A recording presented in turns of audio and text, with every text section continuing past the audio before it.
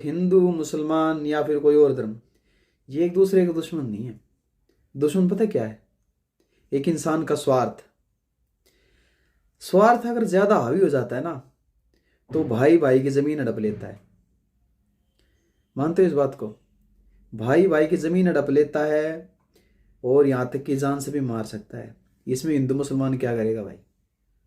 जहां पर जिस इंसान का स्वार्थ हावी होता है वहां पर वो काम करता है। वो धर्म वगैरह नहीं देखता। ये काम करने से पहले इंसान स्वार्थ को देखता है। स्वार्थ ही उसका धर्म है, स्वार्थ ही उसकी जाति है।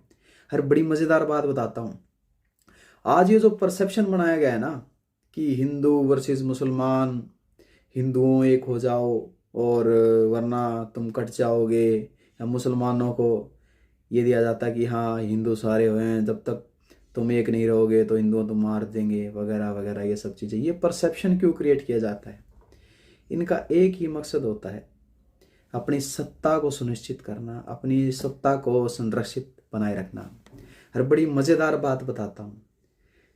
जो इतिहास जब हम पढ़ते हैं तो हमें पता लगता है कि जिनको हम आदर्श मानते हैं कि ना ये इन्होंने हमारे हिंदू धर्म की रक्षा करी थी या फलाने ने इस्लाम की रक्षा करी थी, असल बात तो ये है कि उन्होंने सिर्फ और सिर्फ अपने राजनीतिक मकसद को, राजनीतिक स्वार्थ को पूरा करने के लिए ही काम किया। उन्होंने जो लड़ाई थी वो हिंदू मुसलमान के लिए नहीं करी है, उन्होंने अपनी सत्ता को बनाए रखने के लिए लड़ाई करी है।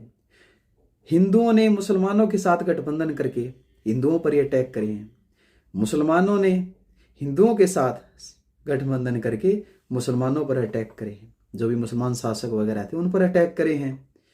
आप मुगलों को ले लो, बाबर से लेकर के औरंगजेब तक। औरंगजेब जिसको बहुत ही ज़्यादा कट्टरपंथी कहा जाता है, उसने हिंदू अफसर रखे हैं, उसने हिंदू राजस्थान के जो राजा थे उनके साथ गठबंधन किए हैं और हिंदुओं के साथ अटैक करने में वो भी अपनी भूमिका निभाते थे। ये मराठा साम्राज्य था, इसको ले लो। आपको क्या लगता है कि ये हिंदुओं को बचाने के लिए युद्ध होते थे क्या? ऐसा कुछ नहीं है। खुद के स्वार्थ और राजनीतिक मकसद को पूरा करने के लिए हिंदू और ये मुसलमान शब्द क्यों जोड़े जाते हैं? क्योंकि इनसे लोग एक होते हैं, इकट्ठा करते हैं। कोई माध्यम तो चाहिए लोगों को इकट्ठा करने के लिए, तो वे माध्यम हैं। और आपकी ये भूल होगी जिनको आप आदर्श मानते हो, ऐसा कुछ नहीं है। स्वार्थ है, इंसान स्वार्थ देखता है, स्वार्थ की वजह से वो गठबंधन बनाता है।